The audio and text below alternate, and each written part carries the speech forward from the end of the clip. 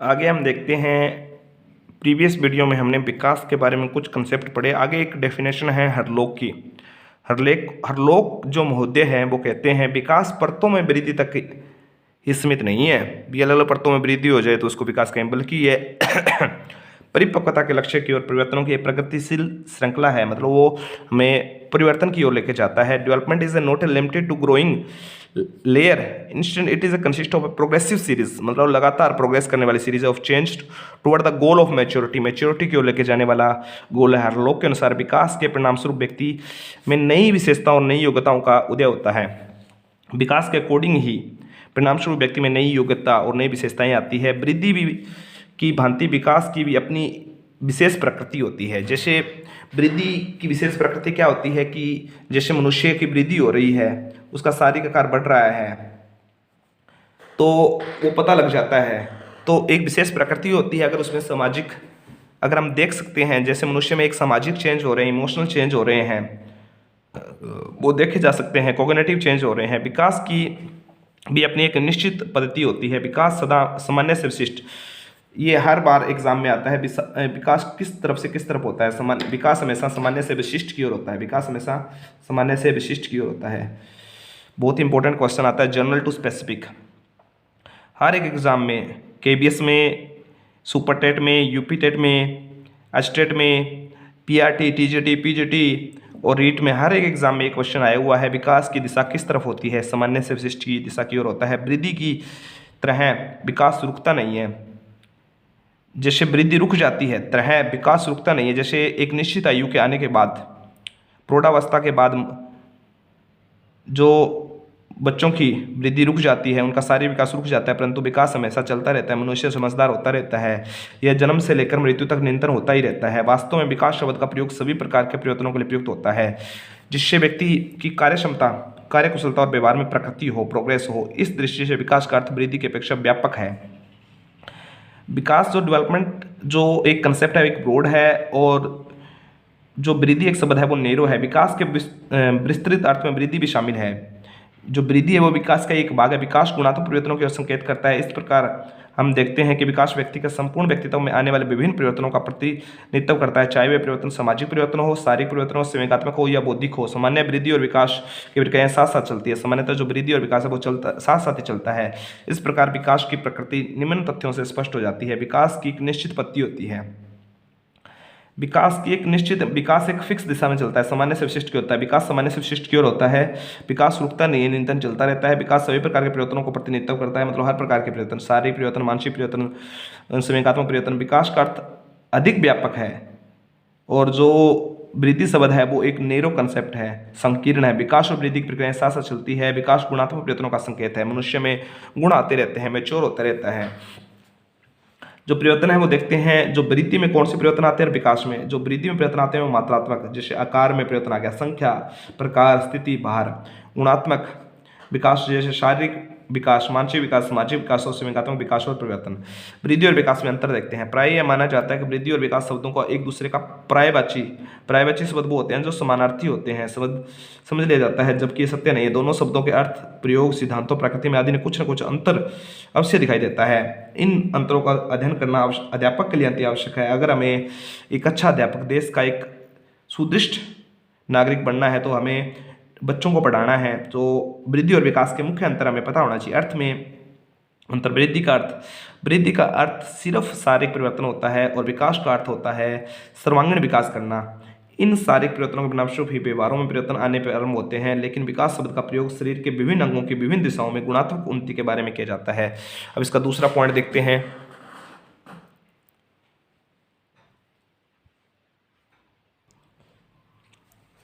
वृद्धि और विकास की निरंतरता, continuity of growth and development.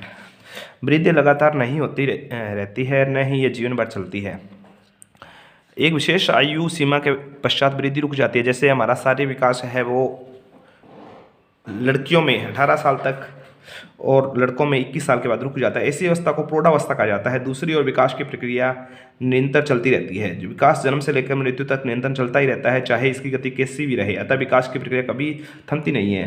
विकास भी जीवन से, जब से बच्चा माँ के गर्भ में आता है उसके बाद मृत्यु तक उसका विकास चलता रहता है। मनुष्य में गुणात्मक परिवर्तन आयु भर होते ही रहते हैं। जैसे जैसे वो समाज के संपर्क में, लोगों के संपर्क में आता है तो उसमें विकास होता रहता है। वृद्धि या विकास में संबंध भी, रिलेशनशिप क्या है ग्रोथ एंड डेवलपमेंट में। वृद्धि और विकास शब्दों एक दूसरे के पर्यायवाची समझा जाता है। बढ़ते हुए शरीर के साथ उसकी कार्यकुशलता भी बढ़ती है, लेकिन कई बार विकास की प्रक्रिया वृद्धि के बिना भी हो सकती है।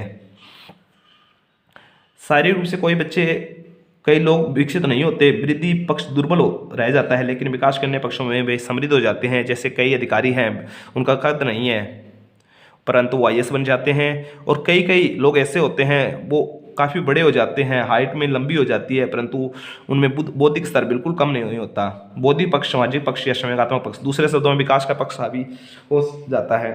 कई बार वृद्धि का पक्ष भी हावी हो जाता है। मनुष्य बड़े हो जाते हैं परंतु उनमें विकास बिल्कुल नहीं हो पाता। इसी प्रकार वृद्धि के पक्ष रुक जाते हैं और विकास के अन्य पक्ष सक्रिय हो जाते हैं। विस्तृत और संकीर्ण शब्द, वृद्धि शब्द का संकीर्ण माना गया है जबकि विकास एक व्यापक शब्द है। विकास शब्द में वृद्धि को भी शामिल किया जाता है, अर्थात विकास के अर्थ में वृद्धि का पक्ष भी शामिल होता है। विकास के विभिन्न तत्वों में से एक तत्व वृद्धि भी है। परिमाणात्मक और गुणात्मक, वृद्धि परिमाणात्मक परिवर्तनों से जुड़ी है जबकि विकास का संबंध गुणात्मक परिवर्तनों से होता है। वृद्धि और विकास को मापना, वृद्धि का संबंध आकार, भार, ऊंचाई आदि में परिवर्तनों से होता है। इस प्रकार के परिवर्तनों को मापा जा सकता है। ऐसे परिवर्तनों को आंखों से देखा जा सकता है, लेकिन दूसरी ओर विकास के प्रक्रिया के अंतर्गत होने वाले परिवर्तनों को मापना बहुत ही कठिन है, बल्कि असंभव है। इन्हें मापने के लिए ऐसा कोई तरीका विकसित नहीं हुआ। विकास के परिवर्तनों को केवल देखा या महसूस किया जा सकता है, ऐसा नहीं देख सकते भी मनुष्य में कितना सामाजिक विकास है, इसमें कितना इमोशनल डेवलपमेंट है, इसमें कितना बौद्धिक स्तर है। ये कभी भी नहीं देख सकता जा सकता है ये बंदा कितना सोशल है, कितना इमोशनल है। बस इसको सिर्फ हम फील कर सकते हैं, जैसे हवा को हम सिर्फ महसूस कर सकते हैं, इसी प्रकार विकास को महसूस किया जा सकता है। वृद्धि को परंतु हम एक प्रत्यक्ष रूप से देखा जा सकता है। वृद्धि हम कहीं भी एक प्रत्यक्ष है तो ये अप्रत्यक्ष है, ये परोक्ष है। अर्थ में अंतर है, निरंतरता में अंतर है, संबंध में अंतर है। विस्तृत और संकीर्ण हमने जान लिया। परिमाणात्मक, जैसे वृद्धि परिमाणात्मक होती है और विकास गुणात्मक होता है। वृद्धि को माप सकते हैं परंतु विकास को मापा नहीं जा सकता। अब विकास के सामान्य सिद्धांत, जनरल प्रिंसिपल ऑफ डेवलपमेंट क्या है।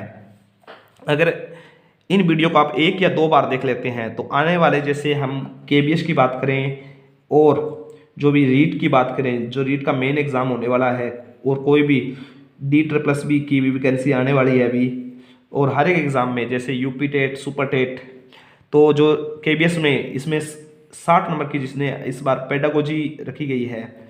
धीरे धीरे क्या हो रहा है, जैसे जो भी टीचिंग वैकेंसी है उनमें गवर्नमेंट में चाह रही है कि बच्चे के अकॉर्डिंग जो भी टीचर आए हमारे पास, वो टीचर आए जिनको बच्चों को समझ सके। तो इसीलिए पेडागोजी की डिमांड हर एग्ज़ाम में बढ़ रही है। अगर आप इन वीडियो को बार बार देखोगे तो बहुत आसानी से समझ में आ जाएगा। तो हम कह सकते हैं कि जो ये इस प्रकार के क्वेश्चन है वो ये रामबाण है, पेंशिया है। वृद्धि और विकास के विभिन्न सिद्धांतों का वर्णन करें। Describe the various principle of growth and development. विकास की अगर हम सिद्धांत की बात करें, विकास की प्रक्रिया बहुत ही विस्तृत और जटिल होने के कारण, इसके निरंतरता के कारण इसे कुछ सिद्धांतों का अनुकरण करना पड़ता है। विकास की प्रक्रिया बहुत ही विस्तृत और जटिल होने के कारण, इसकी निरंतरता के कारण इसे कुछ सिद्धांतों का अनुकरण करना पड़ता है। अब आगे देखते हैं।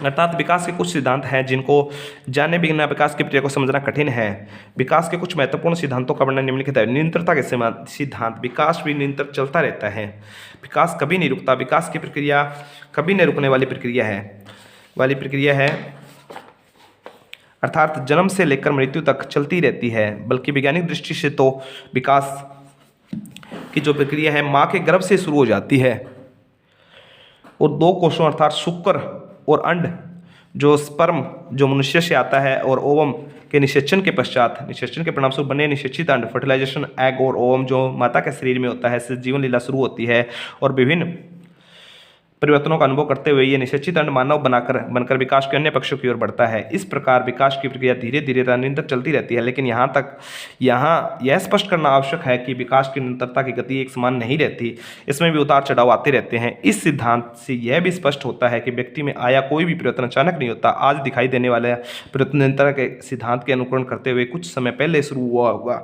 आज जो परिवर्तन आया है वो कुछ समय पहले शुरू होगा। एक रूपता का सिद्धांत, जो विकास होता है वो यूनिफॉर्म होता है। क्वेश्चन बहुत बार आता है विकास किस प्रकार का है, तो विकास यूनिफॉर्म है। एक रूपता का सिद्धांत, विकास की प्रक्रिया में एक रूपता दिखाई देते हैं, चाहे व्यक्तिगत विभिन्नताएं कितने भी हो, लेकिन यह एक रूपता विकास के क्रम के संदर्भ में होते हैं। उदाहरणार्थ, बच्चों में भाषा का विकास एक निश्चित क्रम से ही होगा, चाहे ये बच्चे विश्व के किसी भी देश के हो। बच्चों का शारीरिक विकास भी एक निश्चित क्रम में होगा, अर्थात यह विकास सिर से शुरू होता है। इस प्रकार हम कह सकते हैं, हम देखते हैं कि बच्चों के विकास की गति में जो अंतर होता है, लेकिन अंतर हो सकता है, लेकिन विकास के क्रम में एक रूपता होती है। इस प्रकार हम कह सकते हैं, हम देखते हैं कि सभी बच्चों में के दूध के दांत सबसे पहले टूटते हैं और तथा दूसरे बाद में। इस प्रकार एक ही जाति के सदस्यों का विकास एक निश्चित क्रम या प्रतिमान द्वारा होता है।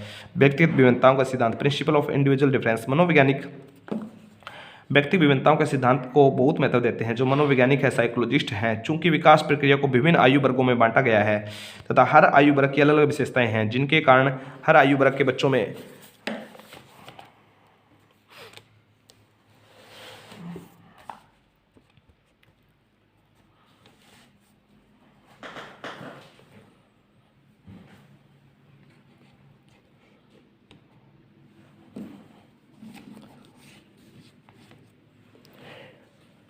मनोवैज्ञानिक व्यक्तिगत विभिन्नताओं के सिद्धांत को बहुत महत्व देते हैं, क्योंकि विकास प्रक्रिया को विभिन्न आयु वर्गों में बांटा गया है तथा हर आयु वर्ग की अलग अलग विशेषताएं होती है, जिनके कारण हर आयु वर्ग के व्यवहारों में अंतर होता है। इन अंतरों को हम अनदेखी नहीं कर सकते। जुड़वा बच्चों में व्यक्तिगत विभिन्नताएं देखने को मिलती है। जो एक ही समय में बच्चे पैदा हो, उनमें भी कुछ न कुछ अंतर, डिफरेंस हमें पता लग जाता है, देखने को मिलती है। अतः सभी व्यक्तियों की वृद्धि और विकास उसकी अपनी संभावित गति से ही होता है। किसी व्यक्ति में कुछ विभिन्नताएं या व्यवहार शीघ्र विकसित हो जाते हैं। जैसे कोई बच्चे होते हैं वो 12 महीने में चलना स्टार्ट करते हैं, कई 15 महीने में, कोई और 1.5 साल में भी चलना स्टार्ट कर जाते हैं। और कुछ बच्चे होते हैं वो पहले बोलना स्टार्ट कर देते हैं तथा कुछ व्यक्तियों में वही विशेषताएं, व्यवहार देर से विकसित होते हैं। इस प्रकार उनमें प्राप्त जो व्यक्तिगत विभिन्नताएं देखने को मिलती है, सभी बालक वृद्धि और विकास के संदर्भ में समानता नहीं रखते हैं। वे ग्रोथ और डेवलपमेंट में हर बालक की समानता नहीं होती। वंशानुक्रम और वातावरण के संयुक्त परिणाम का सिद्धांत, जो हमारा डेवलपमेंट होता है वो हमारी हेरिडिटी और इन्वायरमेंट का मल्टीप्लाई होता है। बच्चे की वृद्धि और विकास वंशानुक्रम की और वातावरण का संयुक्त परिणाम है। विभिन्न अध्ययनों से ये सिद्ध कर दिया कि बालक की वृद्धि और विकास पर वंशानुक्रम और वातावरण का निश्चित रूप से प्रभाव पड़ता है। इन दोनों के प्रभाव को अलग नहीं किया जा सकता। वंशानुक्रम को बच्चे की व्यक्ति की नींव कहा जाता है। जैसा माता पिता हो गए, वंशानुक्रम क्या आता है, माता पिता के जो गुण बच्चों में आता है वो डीएनए के द्वारा आता है। डीऑक्सीराइबोन्यूक्लिक एसिड, डीएनए में एक जीन होता है जिनके द्वारा स्मारक विकास का सिद्धांत, प्रिंसिपल ऑफ टोटल डेवलपमेंट, मनुष्य के शरीर का विकास समग्र रूप से ही होता है। मनुष्य के व्यक्तित्व के विभिन्न पक्षों का विकास साथ साथ चलता रहता है, जैसे सामाजिक, मानसिक, शारीरिक, संवेगात्मक विकास। ऐसा भी सत्य है कि सभी पक्ष एक दूसरे के विकास पर निर्भर करते हैं तथा एक दूसरे से संबंधित है। एक दूसरे से अध्यापक को भी बालक के सभी पक्षों का विकास की ओर ध्यान देना चाहिए। परिपक्वता और अधिगम का सिद्धांत, वृद्धि और विकास की प्रक्रिया में परिपक्वता और अधिगम की महत्वपूर्ण भूमिका होती है। परिपक्वता से वृद्धि और विकास प्रभावित होते हैं और ये प्रभावित हुए वृद्धि और विकास बदले में सीखने की प्रक्रिया को प्रभावित करते हैं। कोई भी बालक किसी भी एक कार्य को करने के लिए परिपक्वता ग्रहण कर लेता है, लेकिन यह आवश्यक नहीं है कि उसकी यह परिपक्वता अन्य कार्यों में के लिए उपयुक्त हो। एक बच्चा है, वो जरूरी नहीं है वो साइकिल चलाने में परिपक्व हो गया है, तो ये जो साइकिल चलाने की जो कला है वो उसको खाना बनाने में हेल्प करेगी। एक बच्चा जो पढ़ने में परिपक्व हो गया है, जरूरी नहीं है वो उसको कार चलाने में हेल्प करेगी, परिपक्व हो जाएगा। अगर बच्चा एक पढ़ने में परिपक्व हो गया, जरूरी नहीं है वो कार चलाने में भी परिपक्व हो गया। मतलब एक क्षेत्र में जो परिपक्वता है वो उसी क्षेत्र में काम आएगी। अंततः बच्चों में परिपक्वता के स्तर में भी विभिन्नताएं देखने को मिलती है कि अलग अलग बच्चे अलग अलग एरिया में परिपक्व होते हैं। यही विभिन्नताएं उनकी अधिगम प्रक्रिया को प्रभावित करती है। उदाहरणार्थ, यदि कोई बालक किसी कार्य को सीखने के लिए अभिप्रेरित है, अंदर से वो मोटिवेट है, अभिप्रेरित का मतलब मोटिवेट है, तो लेकिन उस कार्य के लिए अभी उसका भौतिक विकास पर्याप्त नहीं है। एक बच्चा है जो कार चलाना सीख रहा है, 5 साल का, अभी उसके पैर इतने बड़े नहीं हुए हैं जो रेस के पास, ब्रेक के पास जा सके, तो वो उसका कार्य नहीं कर सकता, तो बालक उस कार्य को सीखने वो सीख नहीं पाएगा और हमें उस बालक से अधिक आशाएं रखनी भी नहीं चाहिए। एक 5 साल के बालक से अगर हम ये आशाएं रख रहे हैं कि वो कार को अच्छी तरह ड्राइव कर लेगा, तो ये आशाएं हमारी गलत है। विकास की दिशा का सिद्धांत। वृद्धि और विकास की अपनी ही दिशा होती है और यह दिशा निश्चित है। मानव के बच्चे का सबसे पहले सिर या प्रौढ़ आकार ग्रहण करता है तथा सबसे बाद में टांगे सबसे बाद में विकास होती है। सबसे पहले ये जो क्वेश्चन आता है, मानव के सबसे पहले किसका विकास होता है? सिर का विकास होता है, और उसके बाद किसका विकास होता है? टांगों का विकास होता है। ये क्वेश्चन बहुत बार एग्जाम में देखने को मिलता है हमें। भ्रूण के विकास में यह सिद्धांत बहुत स्पष्ट है। इस प्रकार से विकास के निम्न सिद्धांत हैं। सिर से पांव की ओर सिर से फेलोकोडल, सी फॉलो मतलब सिर से जो पांव की ओर विकास होता है उसको सेफेलोकोडल, बहुत बार आता है। सेफेलोकोडल सीक्वेंस क्या होता है? सिर से पांव की ओर। मानव शिशु सिर से पांव की ओर बढ़ता है और विकसित होता है, न कि पांव से सिर की ओर। प्रोक्सिमो मतलब होता है प्रोक्सिमल मतलब बीच में, रीढ़ की हड्डी से बाहर की ओर। इस प्रकार विकास का क्रम रीढ़ की हड्डी से शुरू होता है और फिर बाहरी विकास होना शुरू होता है, और इस प्रकार हम कह सकते हैं कि भ्रूणावस्था में सबसे पहले सिर का विकास होता है और फिर शरीर का निचला सिरा विकास होता है। इस प्रकार पहले सुषुम्ना नाड़ी स्पाइनल कोड का विकास होता है, फिर हृदय, छाती आदि भागों का विकास होता है। स्वरूप के पश्चात क्रियाएं। सर्वप्रथम शरीर के विभिन्न भाग विकसित होते हैं, फिर उसके पश्चात उनका प्रयोग किया जाता है, लेकिन उन्हें किसी विशिष्ट कार्य के लिए प्रयोग करने से पहले इनकी मांसपेशियों का विकास होना चाहिए। वृद्धि और विकास की गति की दर में विभिन्नता का सिद्धांत। Principle of A variation in the rate of growth and development. व्यक्ति की वृद्धि और विकास की विभिन्न अवस्थाएं होती है। उन सभी अवस्थाओं के दौरान वृद्धि और विकास की गति की दर में भी विभिन्नताएं होती है। उन अवस्थाओं के दौरान विकास की गति एक गति दर एक समान नहीं होती। प्रारंभिक अवस्था में गति तीव्र होती है, लेकिन बाद में यह गति धीमी पड़ जाती है। प्रारंभिक अवस्थाओं में शारीरिक जो शुरुआत जो हमारी शेष अवस्था होती है, तो उसमें शारीरिक विकास बहुत तीव्र गति से बच्चे का होता है और विकास की दर तीव्र होती है, लेकिन बाद में धीमी हो जाती है। फिर एक ऐसी अवस्था आ पहुंचती है जो शारीरिक वृद्धि रुक जाती है, जैसे प्रौढ़ावस्था में मनुष्य शारीरिक विकास रुक जाता है, लेकिन तब गुणात्मक विकास होता रहता है। विकास की भविष्यवाणी का सिद्धांत। अब अनुसंधान से स्पष्ट हो चुका है कि विकास की भविष्यवाणी करना अब संभव हो चुका है। उदाहरणार्थ, बालक के समान रुचियां अभिरुचियां, उनको देख के हम कह सकते हैं कि बालक का विकास किस तरह से होगा। सामान्य से विशिष्ट की ओर विकास का सिद्धांत। इस सिद्धांत के अनुसार बालक पहले सामान्य व्यवहार सीखता है, फिर धीरे धीरे यह सामान्य व्यवहार विशिष्ट हो जाते हैं। सबसे पहले जैसे मान लो हमने कंप्यूटर चलाना बालक ने सीखा, तो वो सामान्य कीज का यूज़ करेगा। इसके बाद जो भी टाइपिंग टेस्ट है वो जल्दी जल्दी कर पाएगा। उदाहरण, सबसे पहले बच्चा किसी वस्तु को पकड़ने का प्रयास करता है। जैसे सबसे पहले बच्चा पेंसिल पकड़ता है तो वो पूरे हाथ से पकड़ने की कोशिश करता है, फिर धीरे धीरे उसकी अंगुलियाँ स्टेबल हो जाती है, फिर उसको पता लग जाता है कि किस तरह एक पेंसिल को पकड़ा जाएगा। उदाहरण, सबसे पहले बच्चा किसी वस्तु को पकड़ने का प्रयास करता है, वो अपने हाथ इधर उधर मारने का प्रयास करता है, लेकिन धीरे धीरे वह समय के साथ विशिष्टता की ओर बढ़ता है। इसके परिणामस्वरूप वह उसी वस्तु पर हाथ डालता है जिसे वो उठाना चाहता है। इस प्रकार बालक पहले सामान्य शब्द सीखता है, फिर विशिष्ट। धीरे धीरे जैसे हम एक वर्ण को यूज करना है, माँ, रा, जा, फिर जो शुरुआत में जो बच्चा होता है हर एक वर्ड को जैसे माँ कहता है, फिर उसके बाद उसको जैसे उसके पापा दिखते हैं तो पापा, चाचा, नाना, वो उसको विशिष्ट शब्द मतलब जो भी शब्द है पहले वो सभी को कॉमन वर्ड लेता है, सामान्य वर्ड लेता है। पहले बच्चा सभी पक्षियों को चिड़िया कहकर ही संबोधित, कोई भी पक्षी दिख जाए, फिर उनको कौवा, तोता, मैना, लेकिन समय के साथ वह विभिन्न पक्षियों के नाम सीख लेता है तथा उन्हें नामों से उन्हें पुकारना शुरू कर देता है। एकीकरण का सिद्धांत। इस सिद्धांत के अनुसार पहले बच्चा संपूर्ण अंग और फिर उसके विशिष्ट अंगों का प्रयोग करना सीखता है। संपूर्ण अंग कैसे? जैसे बच्चे को एक पेंसिल उठानी है तो पहले वो पूरे हाथ का प्रयोग करेगा, फिर उसको पता लग जाता है भी पेंसिल को कैसे पकड़ना है। इस सिद्धांत के अनुसार पहले बच्चा संपूर्ण अंग और फिर उसके विशिष्ट अंग भागों का प्रयोग करना चलाना सीखता है, फिर उस भागों का एकीकरण करना सीखता है। उदाहरण, पहले बच्चे पूरे हाथ को हिलाता है, फिर धीरे धीरे हाथ को और उसके बाद उंगलियों को हिलाने का प्रयास करता रहता है।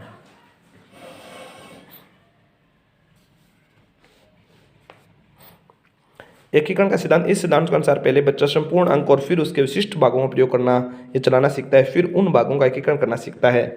उदाहरणार्थ, सबसे पहले बच्चे पूरे हाथ को हिलाता है, फिर धीरे धीरे हाथों और उसकी उंगलियों का हिलाने का प्रयास किया जाता है। इसके बाद देखते हैं हम जो अलग सिद्धांत और है हमारे पास।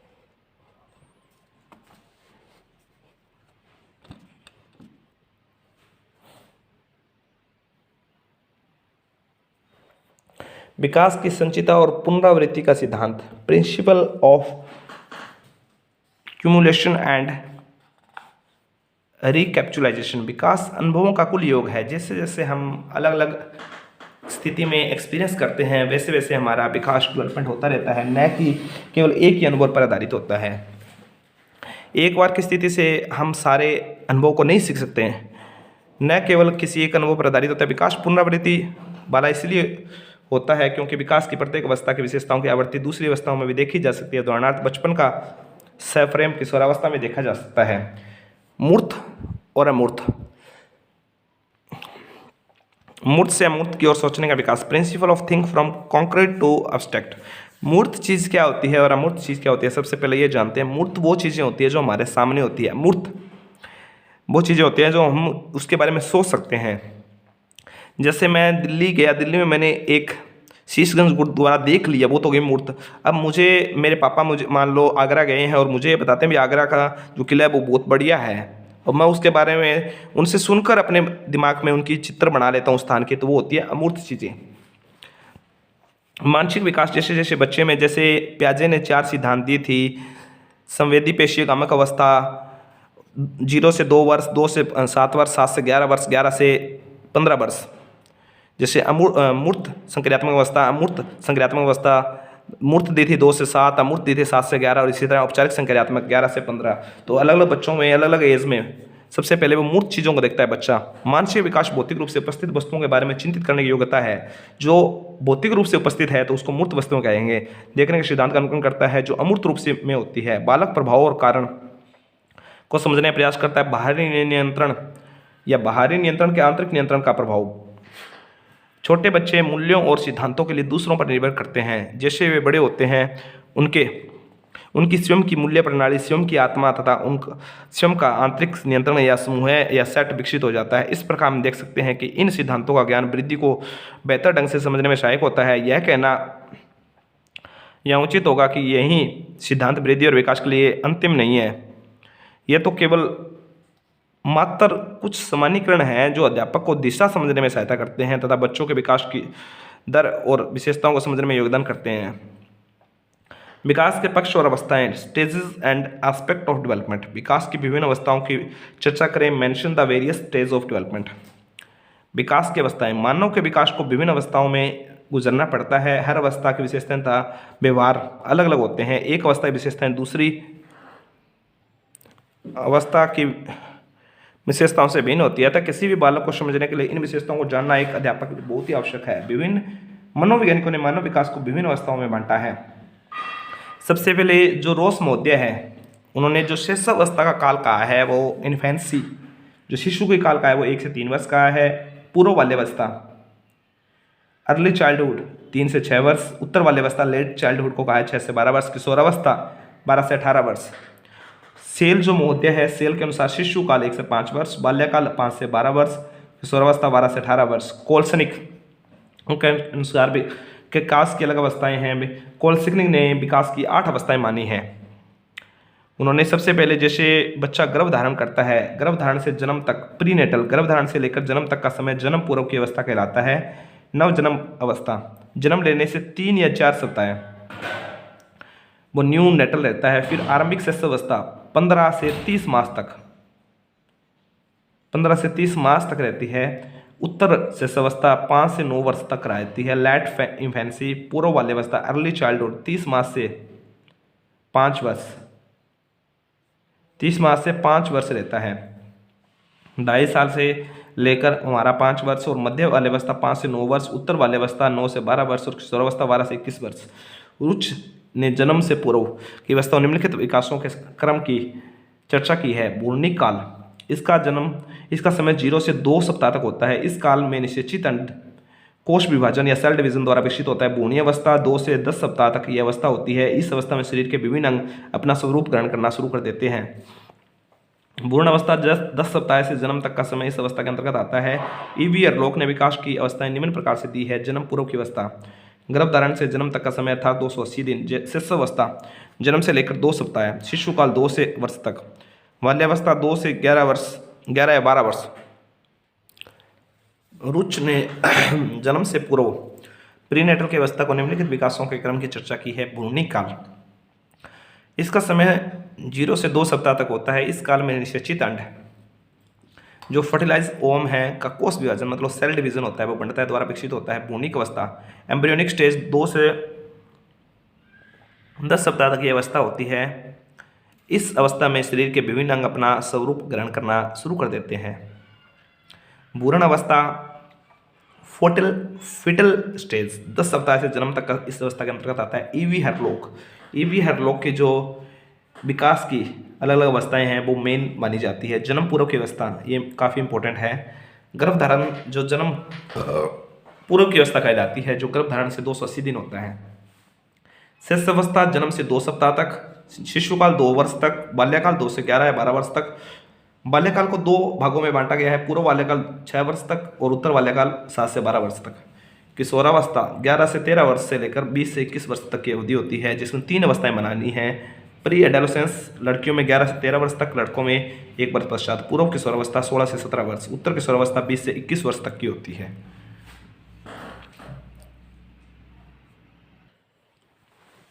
डॉक्टर CL कुंडू एवं DN टुंटू ने अपनी शिक्षा मनोविज्ञान में विकास की अवस्थाएं निम्न प्रकार से बताई है।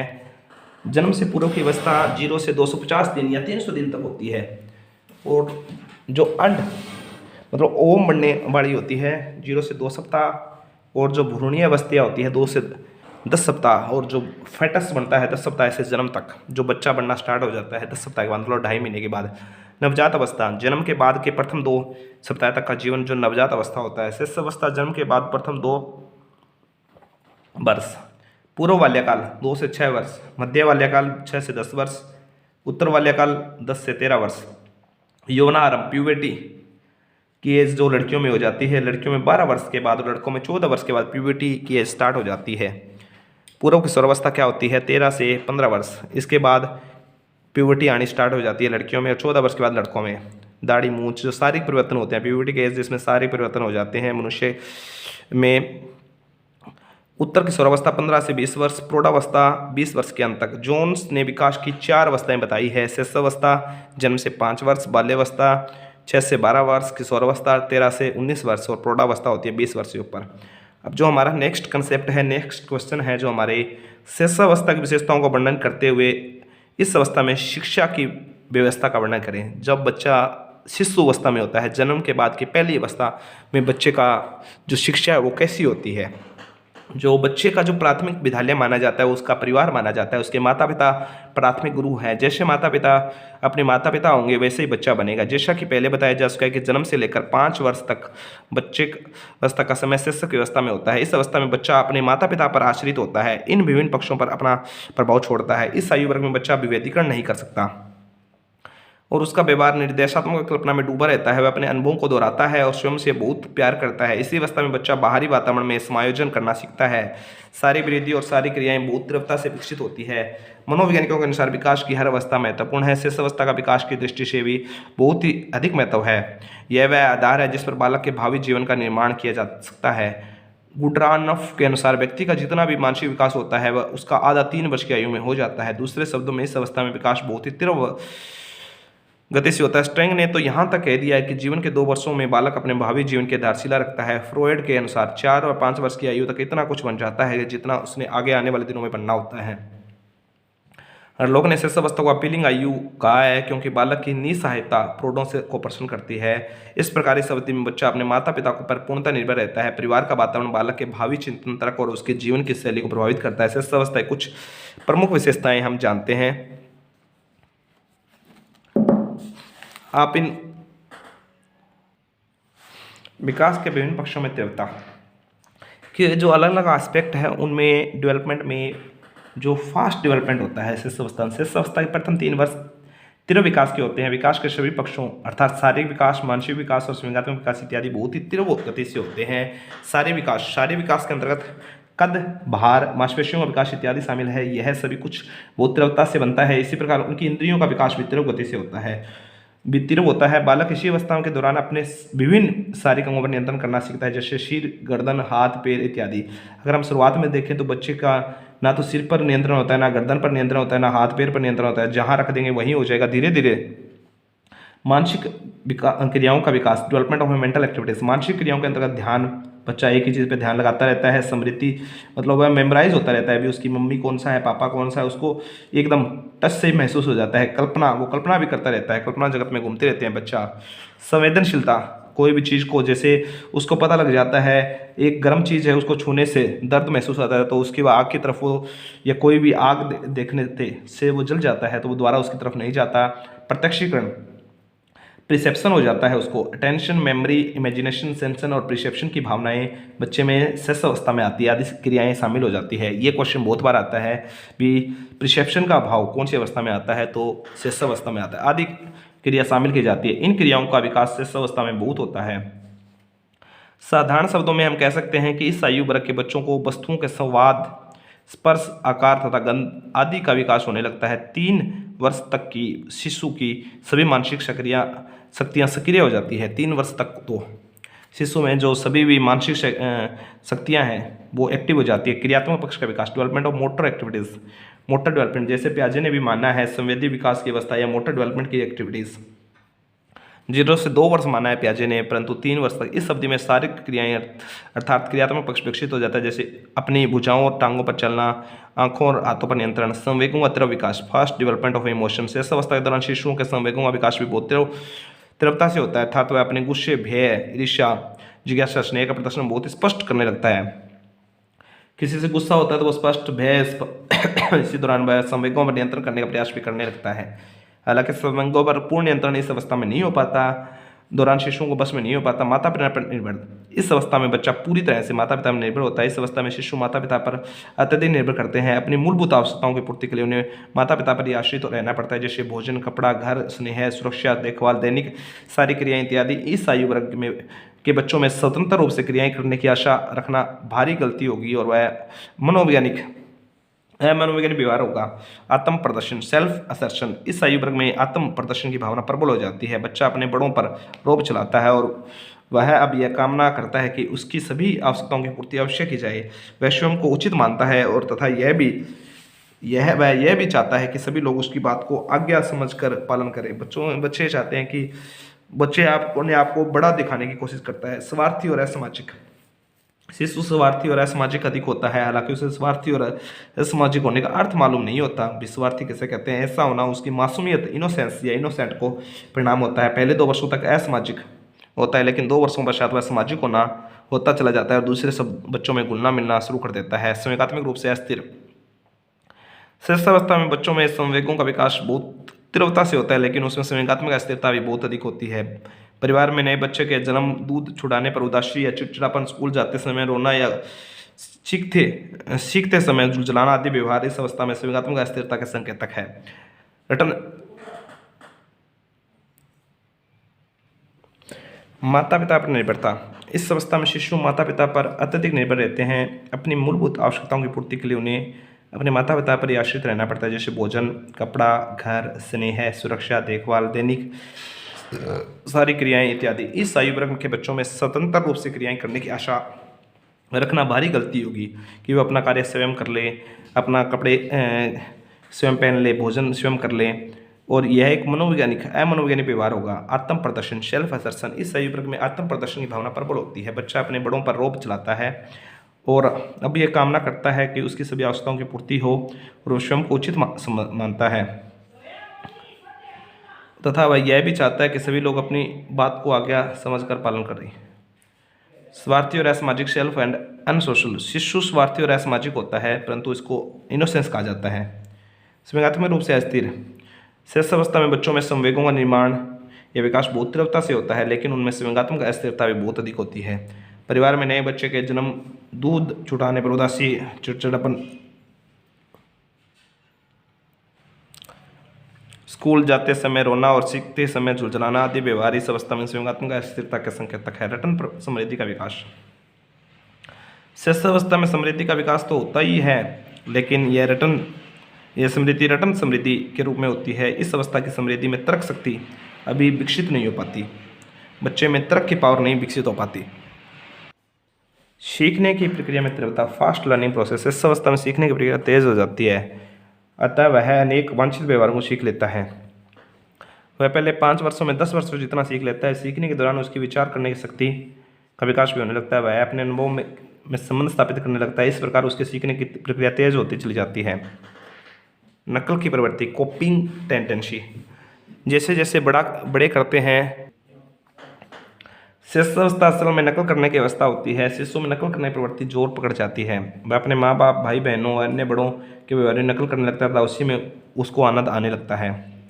समय का प्रत्यय विकसित नहीं होता। Time concept not developed. शिशु काल में बच्चों में समय का प्रत्यय या धारणा विकसित नहीं होती।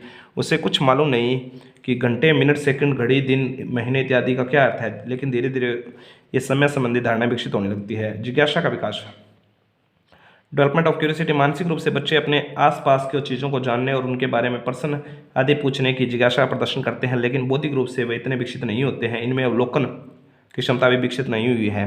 काम प्रवृत्ति, सेक्स टेंडेंसी। फ्रायड के अनुसार इस अवस्था में काम प्रवृत्ति या लैंगिक जीवन किशोरावस्था की तरह सक्रिय होता है। लड़का अपनी माता की ओर व लड़की अपने पिता की ओर अधिक झुकाव रखती है। बच्चे अपने अंगूठे या उंगली चूसकर इस भावना का प्रदर्शन करते हैं। कल्पना का विकास। इस अवस्था के दौरान मानसिक विकास में शिशु की कल्पना शक्ति का भी महत्वपूर्ण भूमिका होती है। कल्पना के द्वारा वह अपनी कई मनोवैज्ञानिक अवस्थाओं की पूर्ति करता है। अपनी इस कल्पना का प्रयोग वह अपने कुछ ऐसे क्षेत्रों में भी करता है जिनके द्वारा वह अंगों का प्रयोग करते हुए अपनी छुपी हुई, दबी हुई इच्छाओं को व्यक्त करने में सफल हो जाता है और मानसिक शांति व संतुष्टि पाता है। खेलने की आदत, प्लेइंग हैबिट। इस अवस्था के दौरान शिशु पहले तो अकेला ही खेलना पसंद करता है, लेकिन धीरे धीरे वह दूसरे बच्चों के साथ खेलना पसंद करता है। क्रो एंड क्रो के अनुसार पहले छोटे शिशु अकेला रहना पसंद करता है। धीरे धीरे वह दूसरे शिशुओं के निकट खेलने की अवस्था में से गुजरता है। अंत में वह अपने ही आयु वर्ग के बच्चों के साथ खेलने में संतोष व आनंद महसूस करता है। दोहराने की प्रवृत्ति, टेंडेंसी ऑफ रिपीटिंग। छोटे शिशुओं में किसी बात को दोहराने की प्रवृत्ति का विकास हो जाता है।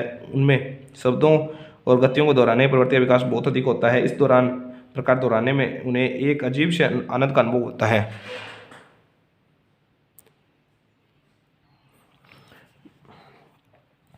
आत्म प्रेम की भावना, फीलिंग ऑफ सेल्फ अटैचमेंट। छोटे शिशुओं में स्वयं से बहुत लगाव होता है, लेकिन वह अपने परिवार का प्रेम प्राप्त करना चाहता है। उसकी यही भी इच्छा रहती है कि माता पिता का प्यार उसके अलावा किसी और को न मिले। यदि किसी अन्य के प्रति प्यार व्यक्त किया जाता है तो उसे ईर्ष्या होने लगती है।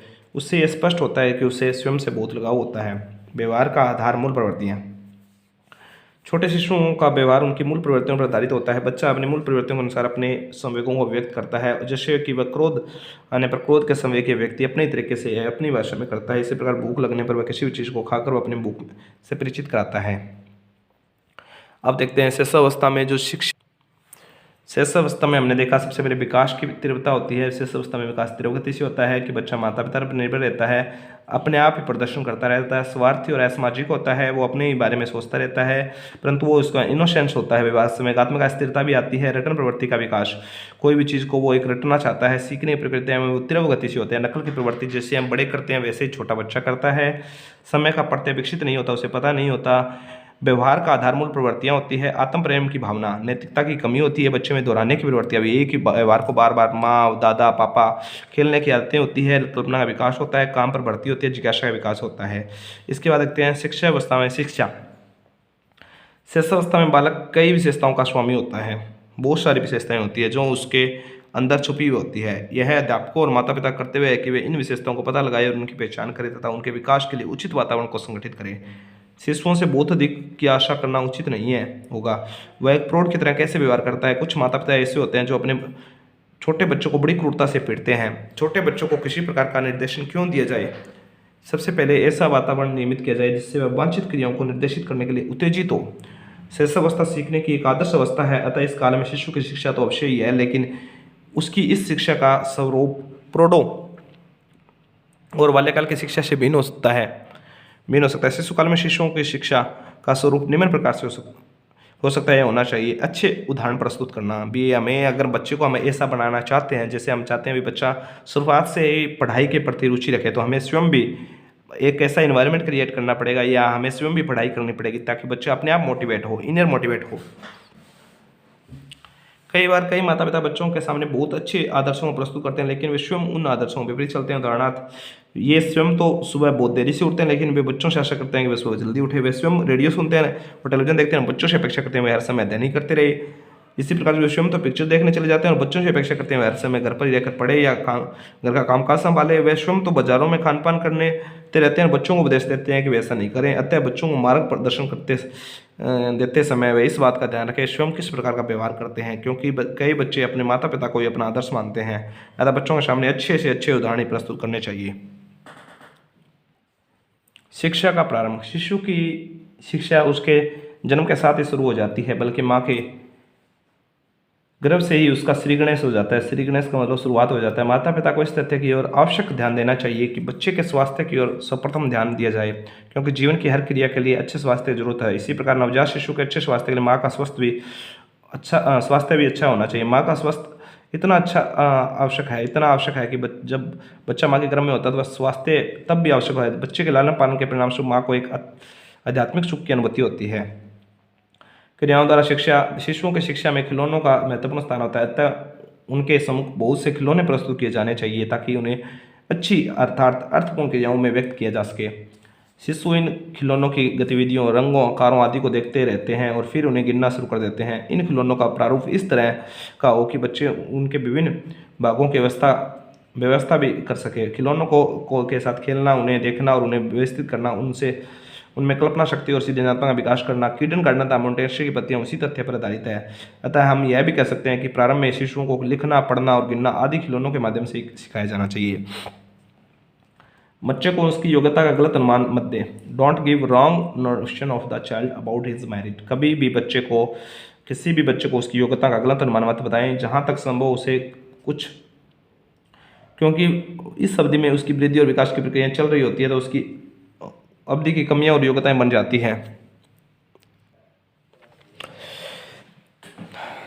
क्योंकि इस अवधि में उसकी वृद्धि और विकास की प्रक्रिया चल रही होती है, तो उसकी इस अवधि की कमियां उसकी योग्यताएं बन जाती है। इस प्रकार का चिंतन रखने वाले माता पिता अपने बच्चों को शिक्षा के बारे में कई प्रकार की कठिनाइयों से बच जाते हैं। सामाजिक शिष्टाचार सिखाना। छोटे शिशुओं पर सामाजिक शिष्टाचार को सीखने की इच्छा को थोपना नहीं चाहिए। जिससे कई माता पिता धन्यवाद कहने के लिए बच्चों पर दबाव डालते हैं या सॉरी कहने के लिए बच्चों को मजबूर करते हैं। बच्चों को इस प्रकार की अभिव्यक्तियों के प्रयोग और उपयोगिता के बारे में समझा दें, फिर बच्चों पर ही छोड़ दें कि इन्हें कब प्रयोग किया जाना चाहिए, अन्यथा इनका प्रयोग एक यांत्रिक सी प्रक्रिया, मैकेनिकल, एक मशीन सी प्रक्रिया बनकर रह जाती है और व्यवहार में जो आर्टिफिशियल हो जाता है। कपड़े, भोजन और सोने की आदतों पर ध्यान।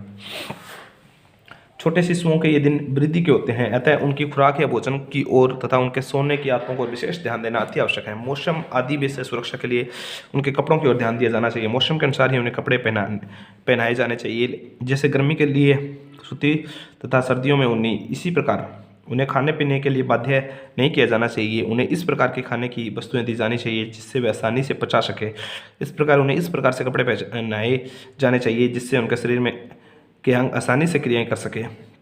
छोटे शिशुओं को प्रोटो जैसे कपड़े नहीं पहनाए जाने चाहिए। जब शिशु सो रहे हो तो उन्हें जगाया न जाए व शोर न मचाया जाए।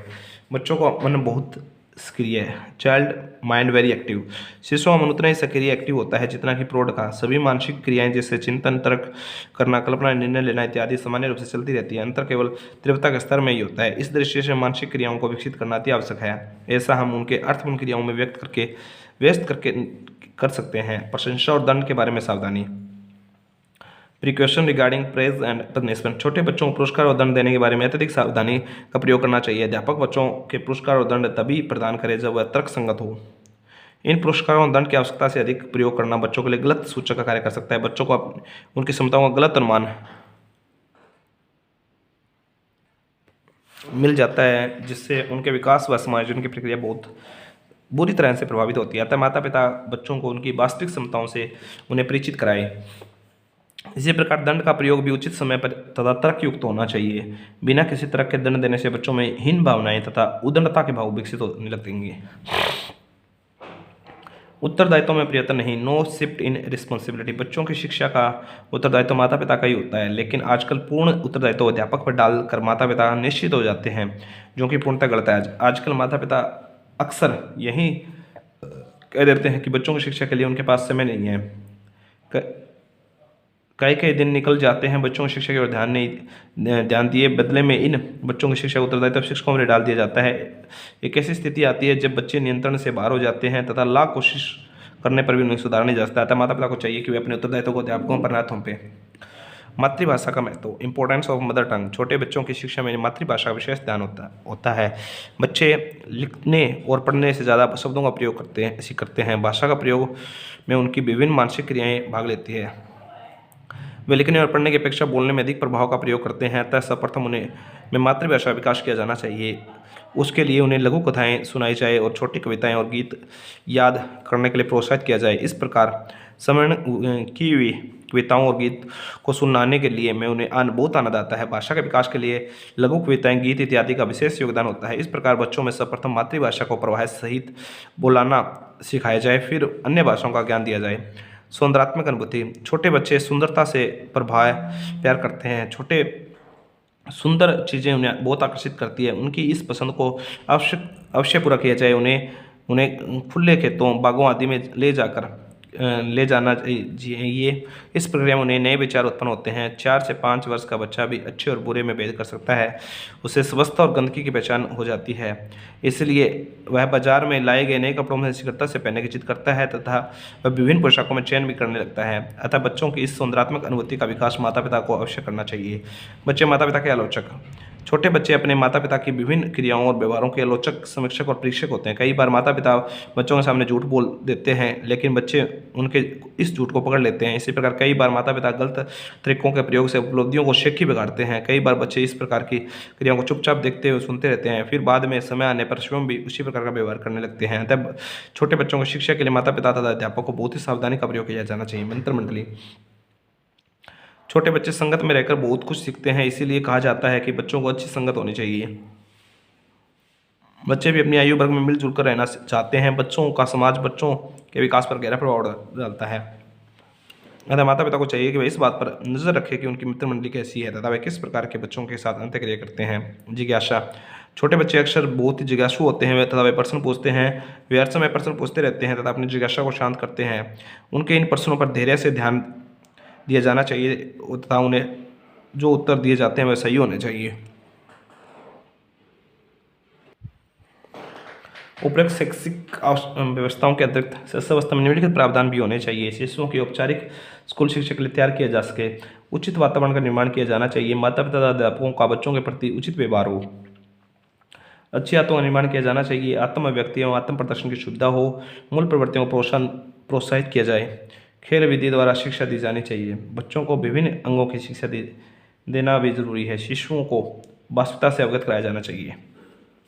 शिक्षा व्यवस्था में शिक्षा, अच्छे वातावरण प्रस्तुत करना। शिक्षा का प्रारंभ जन्म से ही क्रियाओं द्वारा शिक्षा, योग्यताओं का गलत अनुमान नहीं। सामाजिक शिष्टाचार सीखना, कपड़े धोने और भोजन की आदतों का और ध्यान। बच्चों का मन अधिक सक्रिय, प्रशंसा और दंड में सावधानी। उत्तरदायित्व में परिवर्तन नहीं। मातृभाषा में तो सुंदरात्मक अनुभूति। बच्चे माता पिता के आलोचक, मित्र मंडली और जिज्ञासा। बाल्यावस्था की विशेषताओं का वर्णन करें। इस अवस्था में शिक्षा की व्यवस्था क्या होनी चाहिए। Describe the characteristic of childhood, what should be the provisions of education during this period. शैक्षिक दृष्टिकोण से बाल्यावस्था से अधिक महत्वपूर्ण और कोई अवस्था नहीं है। इस कथन की विवेचना कीजिए और बताइए कि इस अवस्था में के लिए क्या स्वरूप होना चाहिए। शिशुअवस्था के पश्चात बच्चा जिस अवस्था में प्रवेश करता है वह है बाल्यावस्था, उसे बाल्यावस्था कहते हैं। और इस अवस्था की अवधि 5 वर्ष के बाद शुरू होकर 12 वर्ष तक की होती है। दूसरे शब्दों में यह शैशव और किशोरावस्था के बीच की अवस्था है। इस अवस्था में शारीरिक, संवेगात्मक, सामाजिक और बौद्धिक विकास होते हैं। यह मिथ्या परिपक्वता, सूडो मैच्योरिटी की अवस्था होती है। यह वही अवस्था होती है जब बच्चा अपने वातावरण पर नियंत्रण पाना सीखता है, उसमें मानसिक स्थिरता भी आ जाती है। इसी अवस्था में समाजीकरण की प्रक्रिया सशक्त रूप से शुरू होती है, जिसे गैंग एज इसी अवस्था का दूसरा नाम है। अर्थात इसी अवस्था में समूह गतिविधियों का विकास बहुत तेजी से होता है। जिस प्रकार शिशुअवस्था विशेषताओं का ज्ञान एक अध्यापक के लिए आवश्यक है, उसी प्रकार बाल्यावस्था की विशेषता का ज्ञान भी अध्यापक के लिए अति आवश्यक है। बाल्यावस्था की कुछ मुख्य विशेषताओं का वर्णन निम्न प्रकार से है।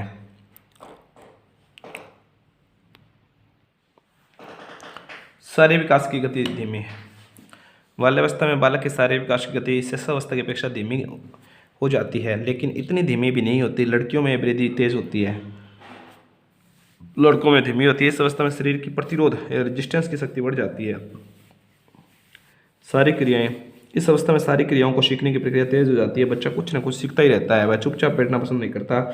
ऐसा इसलिए भी होता है, इस अवस्था में बच्चे की शारीरिक वृद्धि हो चुकी होती है। प्रश्नोत्तरी की शक्ति, power of the questioning and answering, बाल्यावस्था में प्रश्न पूछने की शक्ति का विकास हो जाता है। बच्चा नए नए अनुभव के आधार पर प्रश्न पूछता रहता है तथा उत्तर मिलने पर ही संतोष का अनुभव प्राप्त करता है, अतः उस पर जिज्ञासा की प्रवृत्ति हावी हो जाती है। हर स्थिति में वे अपनी जिज्ञासा को शांत करना चाहते हैं। बोध और चिंतन शक्ति, पूर्व बाल्यावस्था में बोध शक्ति और चिंतन शक्ति कम होती है। साधारण शब्दों में उसका बच्चा संतुष्ट हो जाता है, लेकिन उत्तर बाल्यावस्था में ये शक्तियाँ बढ़ जाती है। पूर्व बाल्यावस्था मतलब 2 से 6 वर्ष, उत्तर अवस्था 6 से 12 वर्ष। वह उचित अनुचित में अंतर ढूंढ सकता है। मानसिक स्थिरता, यह अवधि मानसिक और शारीरिक स्थिरता की अवधि होती है। यह मिथ्या परिपक्वता है, सूडो मैच्योरिटी। सूडो मैच्योरिटी की अवस्था कौन सी अवस्था को कहा जाता है?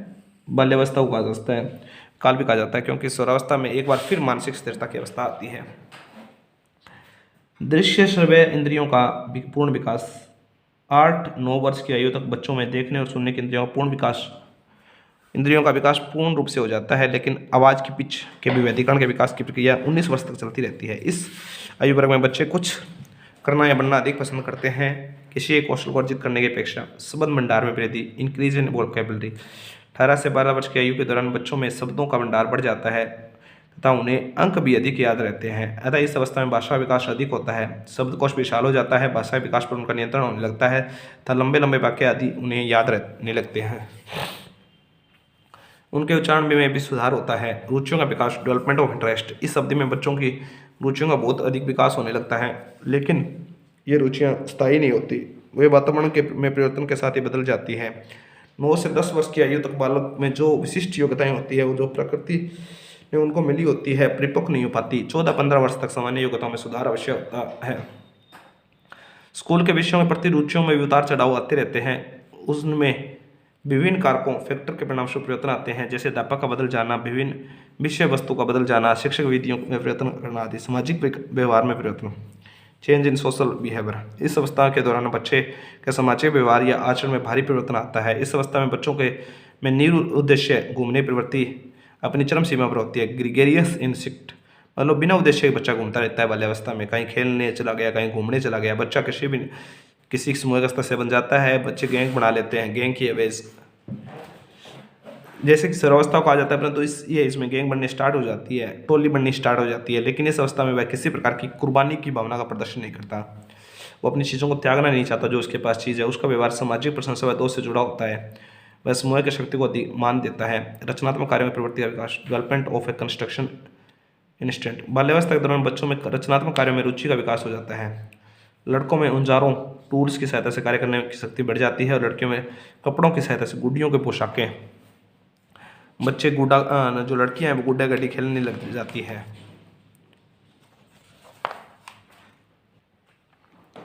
बनाने में रुचि बढ़ती है। इस प्रकार लड़कियां सिलाई कढ़ाई और स्वेटर बुनने में अपनी रुचि का प्रदर्शन करती है लगती है। इस अवधि के दौरान चीज़ों को इकट्ठा करने की प्रवृत्ति भी हो जाती है।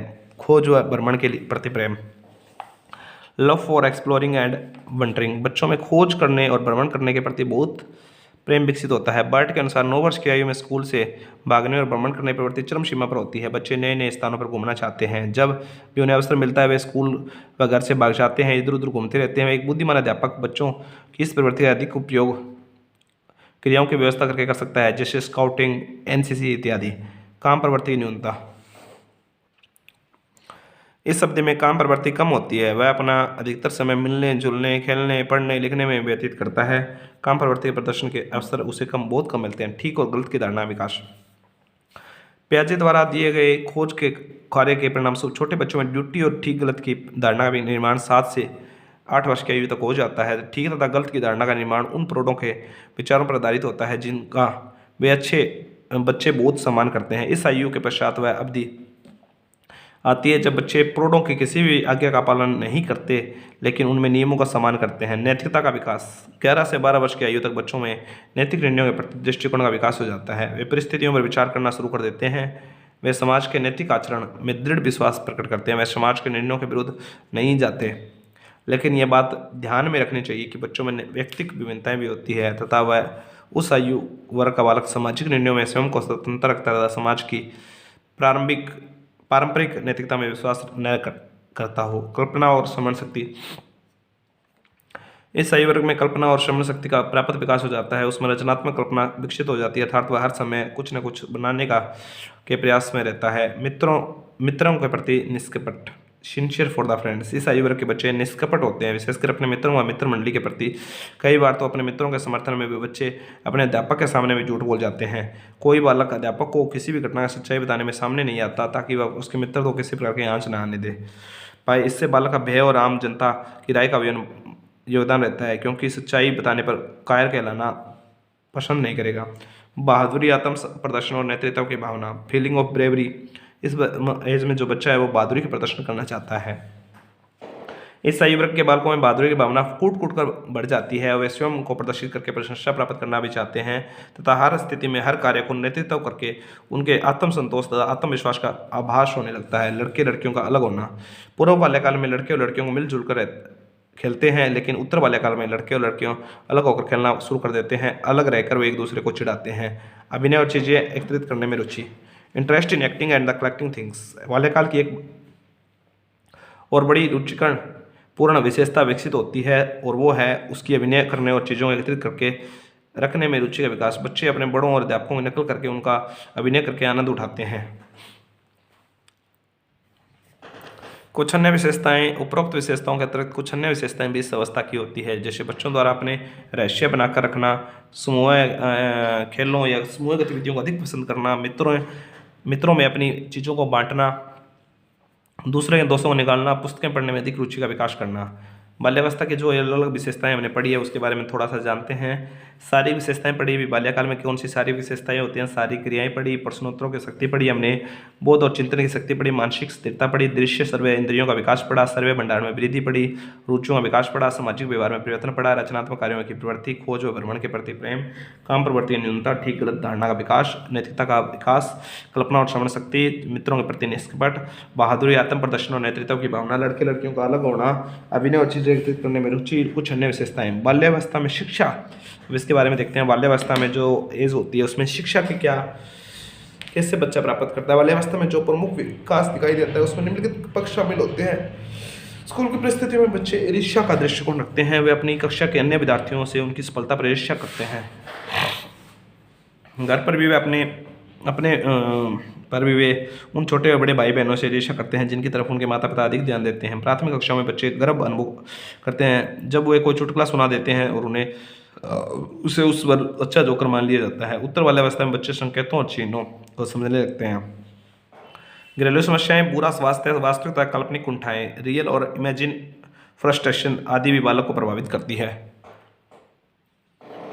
अतः इन सभी विकास क्रियाओं को देखते हुए बाल्यावस्था के दौरान बालकों की शिक्षा के लिए निम्नलिखित बातों की ओर ध्यान देना अति आवश्यक है।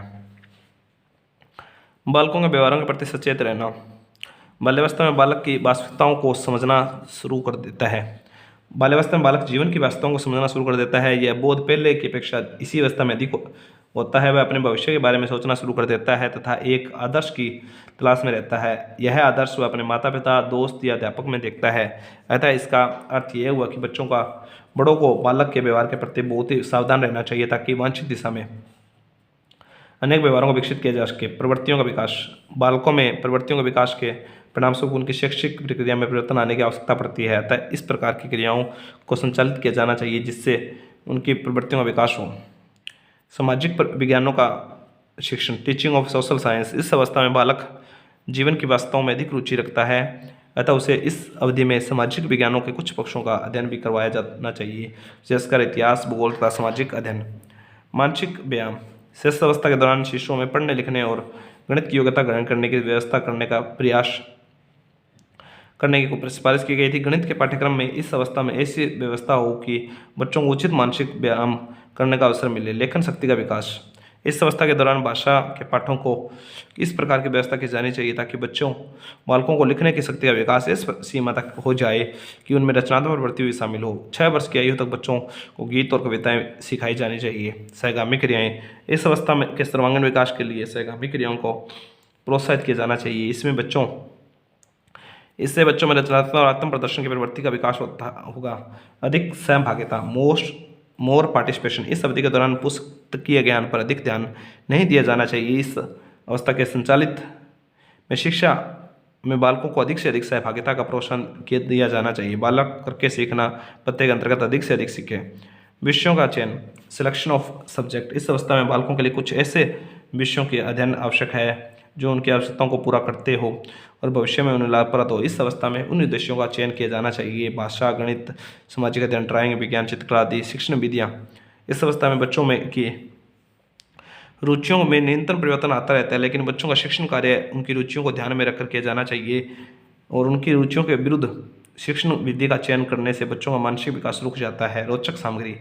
इस अवस्था के दौरान बच्चों में विभिन्न रुचियाँ होती है, लेकिन वे परिवर्तनशील होती है। इस आयु वर्ग के बच्चों के सम्मुख प्रस्तुत की जाने वाली विषय सामग्री उनकी रुचियों के अनुसार तथा रोचक होनी चाहिए। इससे बच्चे उस सामग्री को ग्रहण करने के लिए अभिप्रेरित होंगे। गुणों का विकास। इस आयु वर्ग के बच्चों में विभिन्न गुणों का विकास किया जाना चाहिए, जैसे प्रेम, सहयोग, अनुशासन, ईमानदारी, आत्मनिर्भरता आदि। स्कूलों में ऐसे समूहों का संगठन किया जाना चाहिए जिनके सदस्य बनकर वे सामाजिक व्यवहार का तरीका सीख सकें। संवेगों के व्यक्ति के अवसर।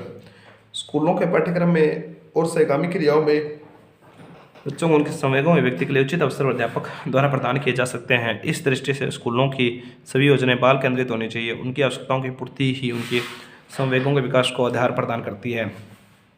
अध्यापक और आदर्श। बच्चे अपने अध्यापकों को आदर्श मानकर उनका अनुसरण करने में कुशल होते हैं, इसीलिए स्वयं अध्यापक को संवेगात्मक रूप से संगठित और नियंत्रित आदर्श के रूप में बच्चों के सम्मुख प्रस्तुत करना चाहिए और ताकि बच्चे भी उसी रूप में अनुसरण कर सके। बाल्यावस्था में जो हमने शिक्षण पढ़े हैं उनके बारे में देखते हैं, क्या क्या पॉइंट हमने पढ़े हैं शिक्षा के बारे में। बालकों के व्यवहारों के प्रति सचेत हमें रहना चाहिए। प्रवृत्तियों का विकास, जो अलग अलग प्रवृत्ति विकास और उनके प्रति भी हमें सचेत रहना चाहिए। सामाजिक विज्ञानों का शिक्षण, मानसिक जो व्यायाम है उसके बारे में भी हमें लेखन शक्ति का विकास करना चाहिए बाल्यावस्था में, और सहगामी क्रियाओं का भी बाल्यावस्था में विकास होता है।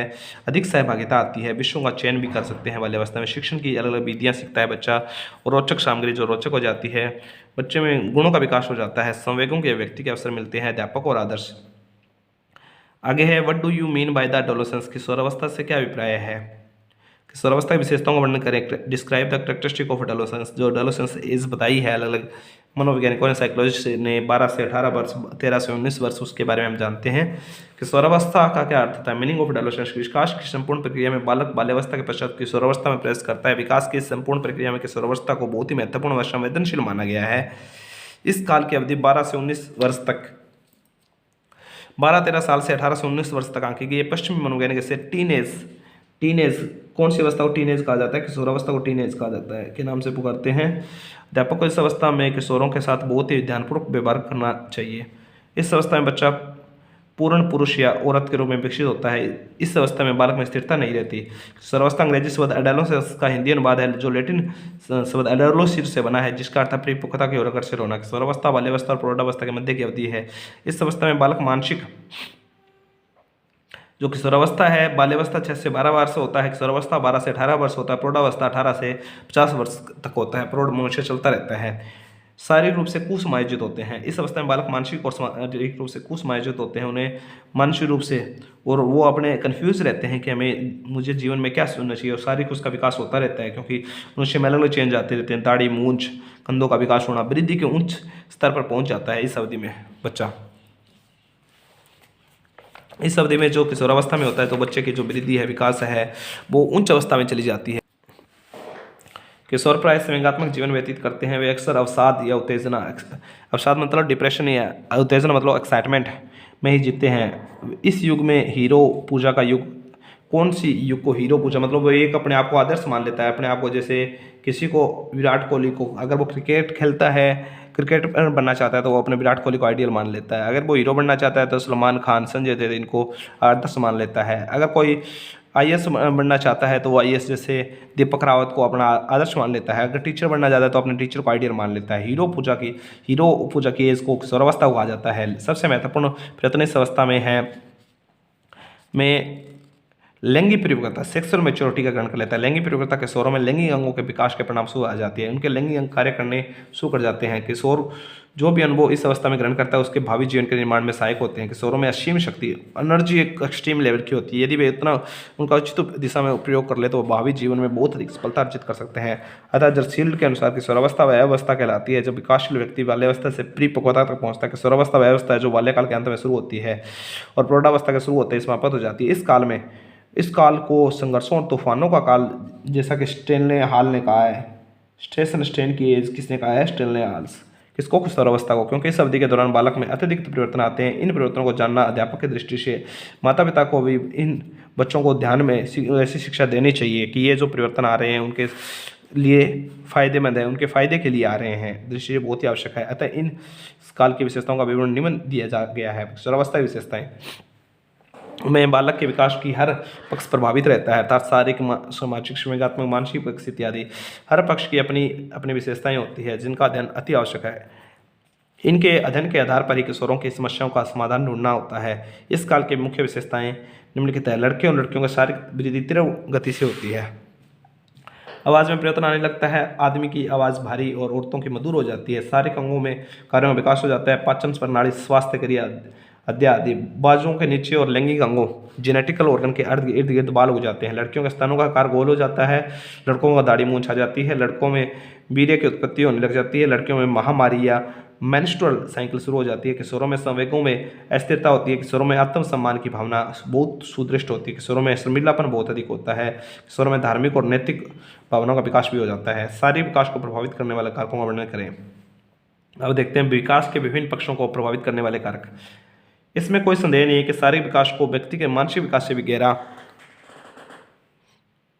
संबंध होता है। अतः शारीरिक विकास के लिए आवश्यक कारकों की ओर समुचित ध्यान दिया जाना चाहिए। स्वस्थ विकास का उचित अथवा अनुचित प्रकाश, अवस्था, उपयुक्त तथा अनुपयुक्त भोजन, मनोरंजन, विश्राम आदि से सापेक्षिक संबंध होता है। ये सभी कारक विकास के स्वरूप और गति का निर्धारण करने में सहायक होते हैं। अतः शारीरिक विकास को प्रभावित करने वाले कारकों को वर्णन निम्न प्रकार से है। वातावरण बालक के शारीरिक विकास को प्रभावित करने वाला एक महत्वपूर्ण कारक है। स्वस्थ एवं उत्तम वातावरण में रहने वाले बालकों का शारीरिक विकास अत्यंत तीव्र गति से होता है। इसके विपरीत गंदी गलियों एवं छोटे बंद मकानों में रहने के कारण बालक अस्वस्थ रहते हैं। उन्हें वहां शुद्ध वायु तथा धूप नहीं मिल पाती, अंततः उनके शारीरिक विकास की गति मंद हो जाती है। क्रो एंड क्रो के अनुसार बालक के संभावित विकास में पर्यावरण के तत्व सहायक तथा बाधक होते हैं। स्नेह व प्रेम बालकों के समुचित शारीरिक विकास हेतु स्नेह व प्रेम एक आधार का काम करते हैं। परिवार में अपने बापों, भाई बहनों व अन्य सदस्यों से स्नेह न मिलने के कारण वह दुखी रहता है, जिससे उसके शरीर का विकास असंतुलित रूप से नहीं हो पाता।